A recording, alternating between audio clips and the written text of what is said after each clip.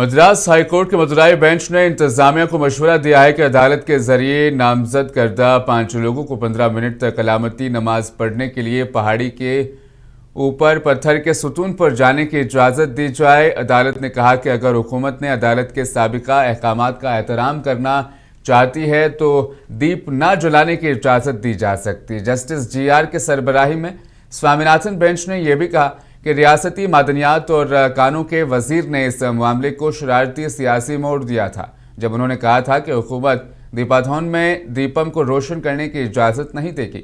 प्रवीण कुमार ने एक और हलफनामा दाखिल करते हुए कहा था कि उन्होंने 1 दिसंबर 2025 को इम्तनाई हुक्मनामा जारी किया था कि अमन अमान की किसी भी सूरत हाल को ख़राब होने से रोका जा सके।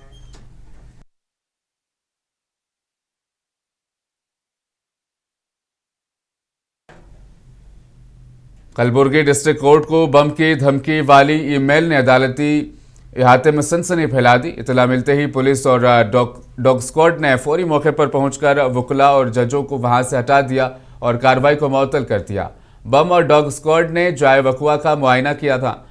थाना बाजार पुलिस समेत आला हुकाम पुलिस भी इस मौके पर वहां पहुंचे, हालात का जायजा लिया। ताहम तलाशी के बाद पुलिस को वहां से कोई मुश्तबा शय हासिल नहीं हुई, जिसके बाद ये इतला झूठी साबित हुई।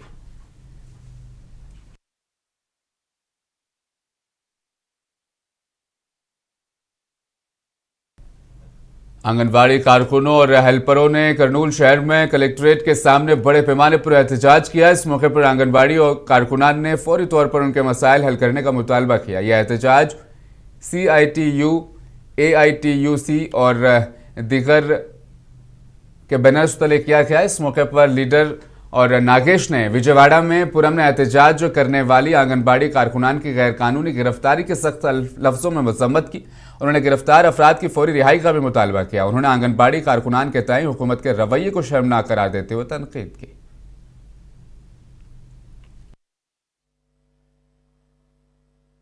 ధర్నాకు వెళ్ళాము। మేము మా కోరిక ఏమి న్యాయమైన కోరికనే, జీతాలు పెంచండి। ఎందుకు ఇంతమంది రోడ్డు మీదకి వచ్చి ఈ రోజు మంటుంటెండలో విజయవాడలో మేము ధర్నాకి వెళ్ళాము। అసలు అంత ఎండలో మేము ఎందుకు కూర్చోవాల్సి వచ్చింది? మాకేమన్నా ఇంత పని పెట్టినారంటే అసలు అంత పని భారం ఎక్కువైపోయింది। కేవలం మేము అడిగేది ఈ కూటమి ప్రభుత్వాన్ని జీతాలు పెంచండి। మేము చేసేది మీరు ఎంత పని పెట్టినా చేస్తున్నాం। ఇందులో చేతగాని వాళ్ళు ఉన్నారు, 10th క్లాస్ బేస్ కింద తీసుకున్న వాళ్ళు కూడా ఎంతో పని చేస్తున్నారు। ఎవరికో ఏమీ లేదు, మాకు కావాల్సింది జీతం। ఈ జీతం పెంచండి। ఈ రోజు విజయవాడలో తెల్లవారుజామున అక్రమ అరెస్టులను మేము ఖండిస్తున్నాం।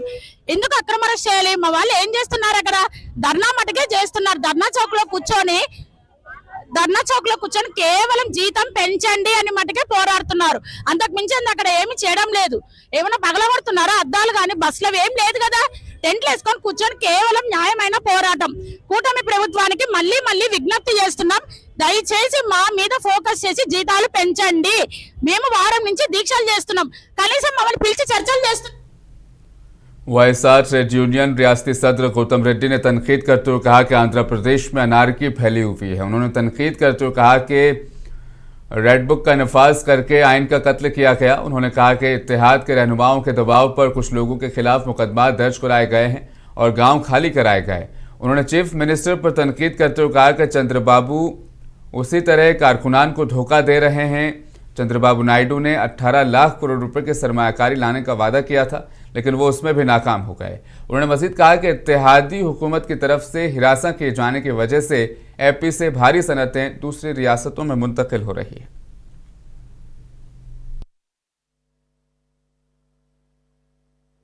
ఒక్క రికమెండేషన్ లేకుండా, ఏ ఒక్కరి యొక్క ప్రమేయం లేకుండా 1,30,000 మందికి సెక్రటేరియట్ ఎంప్లాయీస్ ని రిక్రూట్ చేయగలిగినటువంటి శక్తి సామర్థ్యాలు కలిగినటువంటి నాయకుడు జగన్మోహన్ రెడ్డి గారని ఈ రోజు మేము చెప్పుకోగలం। వాళ్ళు మేము చెప్తా ఉన్నాం, అదే తరహాలో వాలంటీర్ వ్యవస్థను ఏర్పాటు చేస్తున్నారు। అదే తరహాలో ఈ రాష్ట్రంలో, ఈ దేశంలోనే చెప్తున్నా, RTCని ముట్టుకునే ధైర్యం ఎవరు చేయకపోతే జగన్మోహన్ రెడ్డి గారు దానిలో 58,000 మందిని మొత్తాన్ని కూడా డైరెక్ట్ గా గవర్నమెంట్ ఎంప్లాయీస్ చేయడం జరిగింది। ఉద్యోగం ఉంటుందో ఓడతో పోతుందో లేదో తెలియనటువంటి కాంట్రాక్ట్ లేబర్, కాంట్రాక్ట్ వర్కర్స్ ఉన్నారు, అవుట్ సోర్సింగ్ కార్మికులు ఉన్నారు। వాళ్ళకి ఏ రకంగానే ఇబ్బంది జరుగుతూ ఉంటే జగన్మోహన్ రెడ్డి గారు అవుట్ సోర్సింగ్ కార్పొరేషన్ ఏర్పాటు చేసి ఉద్యోగ భద్రతను కలగజేసినటువంటి మహానుభావుడుగా జగన్మోహన్ రెడ్డి గారు ఉంటే ఇవాళ ఏ రకంగా వాళ్ళందరినీ నిర్వీర్యం చేయాలా, ఎంతమందిని తీసేయాలా, ఉపాధి హామీ చట్టం కింద వచ్చేటటువంటి వాటన్నిటిని కూడా డైరెక్ట్ గా పక్కన పెట్టేశాడే మనందరికీ తెలుసు కదా। तिरुवनंतपुरम की सड़कें मंगल को उस वक्त जिंदा हो गईं जब पूरे केरला और पड़ोसी रियासतों से लाखों खवातीन उत्कल पोंगला मनाने के लिए दारुल हुकूमत में इकट्ठा हुई। दुनिया में खवातीन की अकीदतमंदों के सबसे बड़ी इज्तिमात में से एक के तौर पर इस त्यौहार को माना जाता है, जहां देवी देवता और भद्रकाली देवी की खासतौर पर पूजा की जाती है। सड़कों, सहनों और खुली जगहों के पार खवातीन नज़्म ज़ब्त के साथ कतारों में मिट्टी के बर्तन, ईंटों का चूल्हा और लकड़ी के साथ खड़ी नजर आई। पोंगल चावल, गुड़ और उसे पिसे हुए नारियल से एक मीठी डिश जो बनती है, मिट्टी के बर्तन में उस डिश को पकाया जाता है। इस त्यौहार में ये चीज़ें होती है। अगरचे इसकी तैयारी आसान है, लेकिन इसके पीछे अकीदत और अकीदतमंदों के लिए गहरी ज़ाती अहमियत रखती है।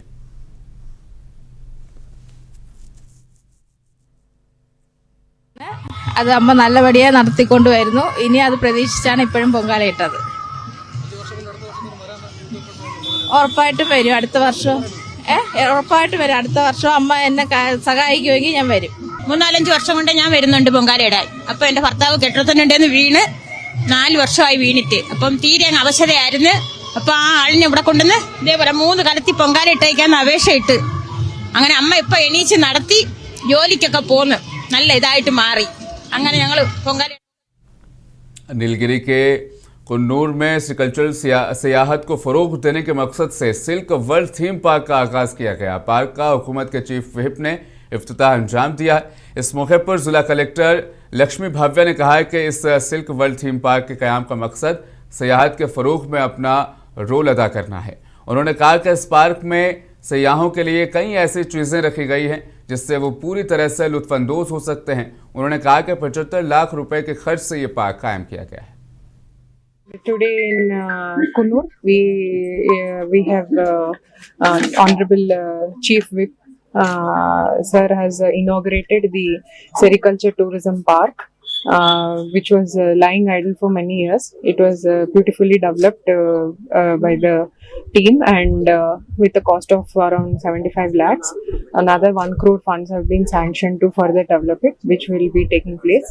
And आंध्र प्रदेश के पालनाडु के नरसारापेट मंडल में होली की तकरीबात के दौरान एक अफसोसनाक वाकया पेश आया। इतलात के मुताबिक 4 दोस्त होली की तकरीबात के दौरान तालाब में तैराकी करने गए थे, ताहम उनमें से एक गुरकाब हो गया। इतलात के मुताबिक गांव के ये तालिब इल्म जो 16 साल का बताया जा रहा है, गोपी इसका नाम है और तैराकी के दौरान तालाब में डूब गया है। त्योहार के दौरान एक और तालिब इल्म के लापता होने की वजह से गांव में उदासी और गम का माहौल छा गया है।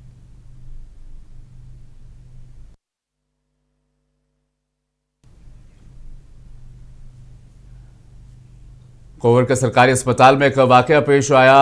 भगत सिंह कॉलोनी के एक शख्स को सांप ने काट लिया, तहम वो परेशान हुए बगैर सांप को उसने मार डाला। जिस सांप ने उसे काटा था और सांप को लेकर वो मरे हुए सांप को लेकर अस्पताल भी पहुंचा। बहुत से लोगों को समझ ही नहीं आ रहा था कि यहाँ पर क्या हो रहा है। तिब्बी अमले ने उसका फौरी इलाज किया और बेहतर इलाज के लिए नेल्लोर के सरकारी अस्पताल उसे मुंतकिल किया।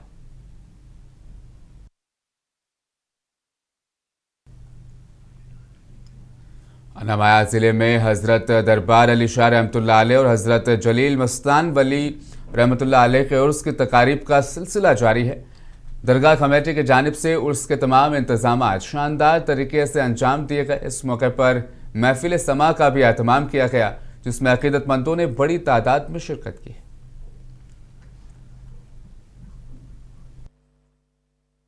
ये दरगाह को हजरत दरबार अली शाह वली रहमतुल्लाह अलैह, हजरत जलील मस्तान वली रहमतुल्लाह अलैह की दरगाह, ये दरगाह 800 साल से है।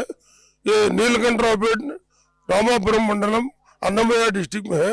हजरत दरबार अली शाह वली इराक से बगदाद से निकलकर हजरत निजामुद्दीन औलिया के पास आकर 11,000 शागिर्दा में से एक बहुत बड़े वली सिफत वाले दरबार शाह वली हैं। उनके बाद हजरत जलील मस्तान वली 300 साल के बाद आकर यहाँ पर बसे हैं। इसके उर्स आको मार्च के महीने में, तो इसके हिसाब से तेलुगु के हिसाब से फाल्गुन पौर्णमी पौर्णमी के दिन उर्स होता है हर एक साल में। अब उर्स चलता है, पहले दिन संदल चलता है, दूसरे दिन आको उर्स में झंडे चढ़ाते हैं, खवाली रहती। यहाँ पर हिंदू मुसलमान सिख ईसाई सब भी भाई भाई, खून की कोई ये नहीं, सब भी आ सकते दरगाह को। यहाँ पर खादिम को हजरत दरगाह स्वामी जी 1950 में 7 से यहाँ लोगों को उनकी खिदमत करते हुए सबको दुआ करते हुए सबके कामा बनाते रही। उसी सिलसिले में ये दरबार अली शाह वली जलील मस्तानी का उर्स है। ये साल में चित्तौड़ जिले के कुप्पम में पुलिस को बड़ी कामयाबी मिली है। पुलिस ने भारी मिकदार में गांजा जब्त कर लिया है। इस सिलसिले में पुलिस ने 8 अफराद को हिरासत में लिया, जिनके कब्जे से जुमला 40 किलो गांजा जब्त कर लिया गया है। डीएसपी के मुताबिक तमाम स्मगलर्स गांजे को कोलकाता से केरल की जानिब ले जा रहे थे। इस दौरान उन्होंने गांजे के साथ उन्हें जब्त कर लिया गया। गिरफ्तार तमाम स्मगलर्स का ताल्लुक मगरबी बंगाल से बताया जा रहा है। गिरफ्तार अफराद के खिलाफ कानूनी कार्रवाई शुरू कर दी गई है और पुलिस मजीद तहकीकात कर रही है ताकि गांजा स्मगलिंग के नेटवर्क को मुकम्मल तौर पर खत्म किया जाए।